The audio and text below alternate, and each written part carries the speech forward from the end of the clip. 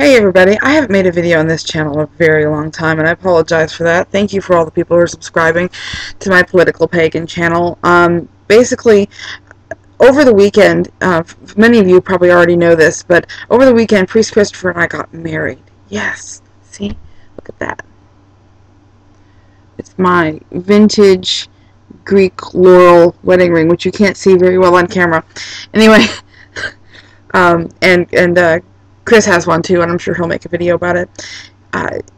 Yesterday, we got married. On Friday, something happened, and it really hasn't happened to me in quite a long time, and that is that I was blatantly religiously discriminated against.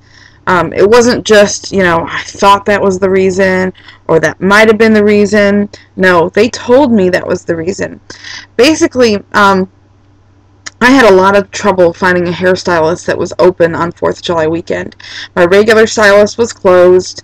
I had another stylist lined up, and then they told me they were closed a couple weeks before, and so I scrambled to find another hairstylist, and I called a salon in town, and they said they weren't going to be open, but one of the stylists recommended a stylist that has a salon out of her home, and so I called her and made an appointment to set up for hair and makeup for my wedding.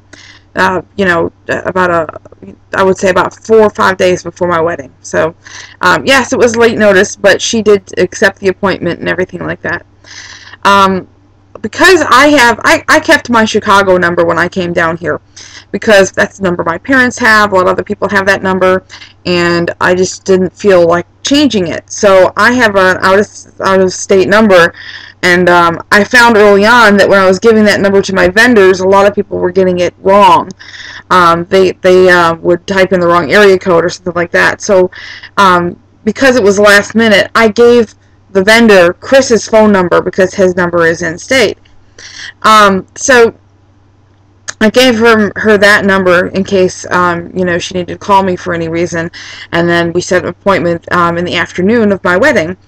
So everything's fine and dandy, and Friday morning she calls and leaves a message on Chris's phone, and we didn't get that message for a long time. In fact, that message didn't show up until after the incident. But then he got a call later in the day from someone who I would assume was probably her husband, but I don't know for sure. It was a man who was speaking on her behalf and said that he knew the name of our temple, the Temple of the Greek Gods, and that he didn't want us in his home. Basically, that we were not allowed to keep the appointment that we had with her for my hair and makeup, and that they were refusing the business and didn't want us in their home because of the name of our temple. So, I mean, it's blatant religious discrimination. And yes, she was running a salon out of her home, but she's still running a business. And as far as I know, that means she still discriminated against me because of my religion. So, we did call the local news station, and we're checking to see what else we can do about this. I haven't released the person's names or dropped their docs or anything like that because I don't want to get into any trouble with that. But I am very upset by this, and that's not the worst part. The worst part, the fellow that called in her behalf, which I'm only assuming is her husband, but he called back and talked to Chris again and said, I didn't mean to offend you, Jesus loves you, basically. Well, it's like, it's too late, you did offend us, and, just the simple fact that you're not going to keep the appointment and called the day before my wedding to tell me that you're not going to keep the appointment because you don't like my religion, yeah, that's pretty offensive. You can't just say, don't be offended, sorry, you don't have the right to tell me whether to be offended or not. And you can see that I'm still pretty pissed about this, and I think you would probably be too, because I thought that I had this matter settled.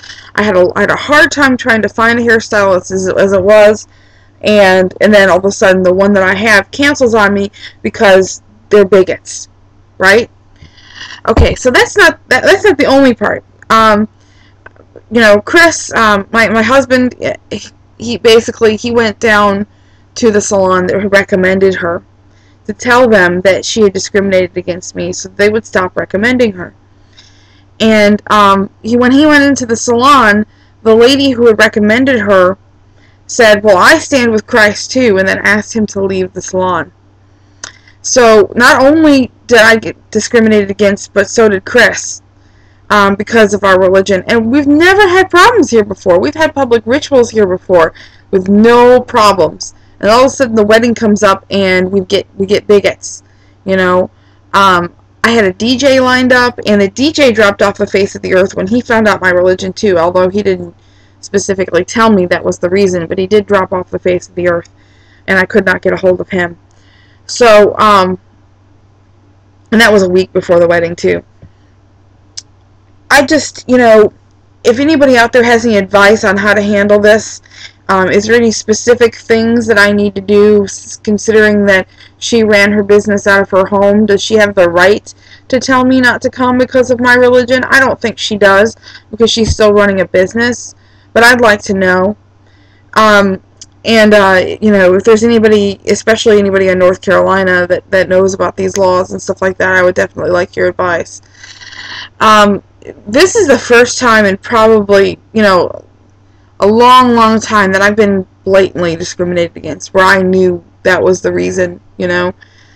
There's been times where, you know, that's happened on YouTube and stuff like that, but, you know, let's face it, YouTube is not the real world, and a lot of people say things, but that doesn't really affect you in any way. When it happens in the real world, it's definitely different, and I just, you know, yes, I live in the South, and I know that's a stereotype, but this is usually a pretty accepting place where people kind of keep to themselves. And I really like this town, and now all of a sudden I feel like she made me feel less than. You know, I was very upset for many reasons for someone to do that to me. But I wanted to share that experience with you guys and just get your input and tell me what you think, what I should do. You know, is there anything legal that I can do? And if so, what is it? And can I, you know, ask for the salon that recommended her? Is there anything I can do about that?